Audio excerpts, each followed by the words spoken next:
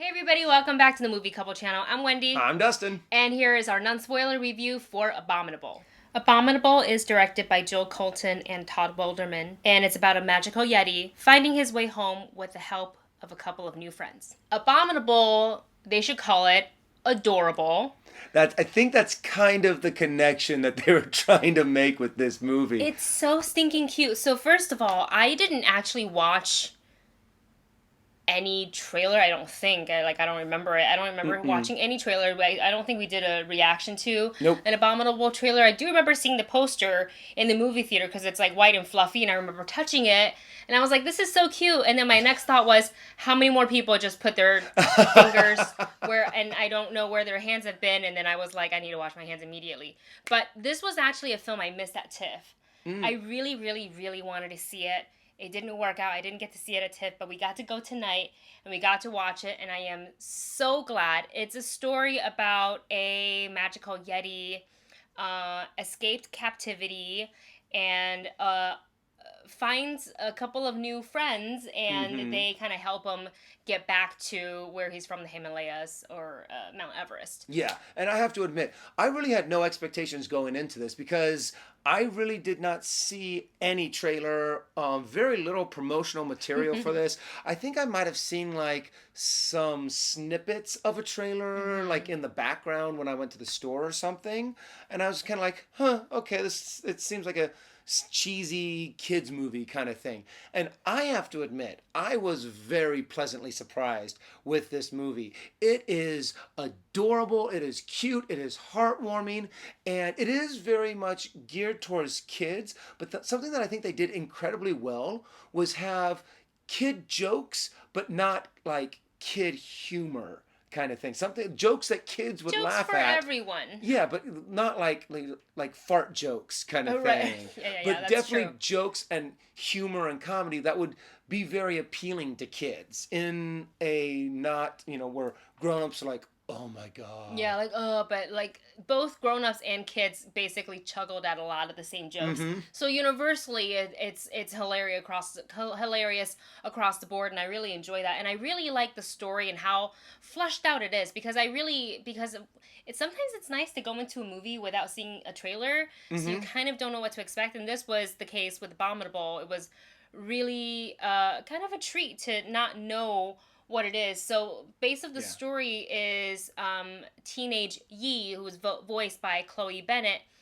She is the friend that the adorable Yeti meets and kind of figures out that he had been through some stuff. He's escaped. There's people after him, and she was like, "Well, Mm-hmm. okay, this is it's a fantasy adventure movie. We got to get this guy home." So her and her a couple of her friends kind of make this journey, and they set it in East Asia. So I think they were in like China or Hong Kong. You could tell it was like the city, like they were in Beijing because they Yeah. actually did say Beijing, so you So safely say that's that what it it was set in was. China. And it's kind of nice to see not just the cityscape of China, but to see the countryside Mm-hmm. and the Himalayas, and to see also the culture. And I really love that because when you have like Chinese culture in movies, it's nice to see that family dynamic because so often Yeah. like growing up, you grow up with not just like your parents, but you're growing up like living with your grandparents as well, your cousins, your sisters, nephews, aunts and uncles, everybody. So it's like almost like multi-family living together, and you Yeah. kind of really saw that dynamic with Yi's home life, and I really enjoy that because I was kind of like, yeah, I can recall, I can relate, I've been there. And I think they did a really good job on making the characters and the setting and the cultural environment very vibrant, but yet they weren't like cramming it down your throat. Kind of like a lot. Some movies might have like a little bit of a hidden agenda to kind of like Mm. push like the cultural difference, but this was just set there and it was just very natural. Natural. You felt like, okay, this is just another story. And I love the fact that that's becoming more and more common in movies, in cartoons, in cinema, in TV. It's, more like what the real world's like. I really also like that they, even though the main stars of this movie is Yi and the Yeti, Hmm. it wasn't solely focused on the whole time on just the two of them. It's very much like a group of like kids, kind of what we see in like Avatar, Last Yes. Airbender, where it's, yes, you have your main characters like Aang, but you have these side characters like Sokka and Toph and Zuko Mm-hmm. that we love, and that's what I really liked about this movie, where all the side characters got their moment to shine, but it didn't take away Yes. from anything. So it felt like it was all really evenly distributed. Yeah, you know what? Now thinking back on it, every single character, every single main character really did have their moments. Yeah, even Be- the villains too. yeah, and I think they did it. They handled everything incredibly well to Mm-hmm. where, yeah, you can consider this a kids movie, but it is just so well done. The plot line, the story, the characters are so well put together that it is enjoyable for all ages. There, And it's not sorry. like kind of like how Shrek was, it had a lot of humor in there that went over kids' heads, but parents found it funny. Right.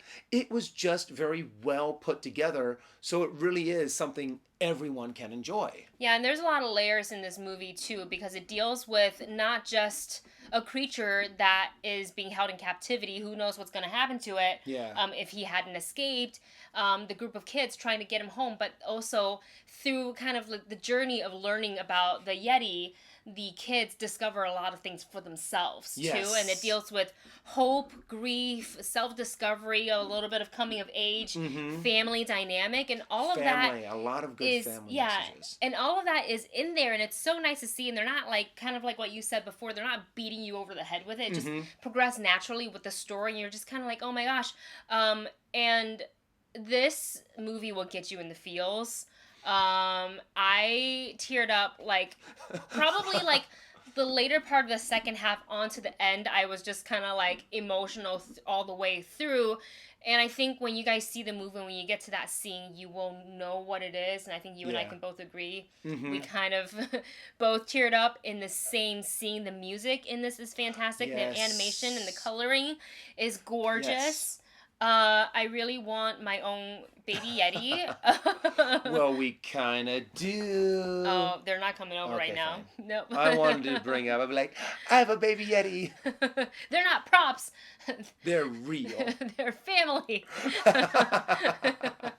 So, you guys, that is essentially our non-spoiler review for Abominable. Let's go ahead and give you a rating. I'm giving it a check it out. I mean, this is a movie that really, it's probably good to see it in the theater because of the colors, the vibrancy, and seeing it up on the big screen is just going to be a lot of fun. And you can take the whole family to go see it. Yeah, I am going to actually give the same rating. My rating is also check it out. It is such a nice treat. You're going to have so much fun in the theater.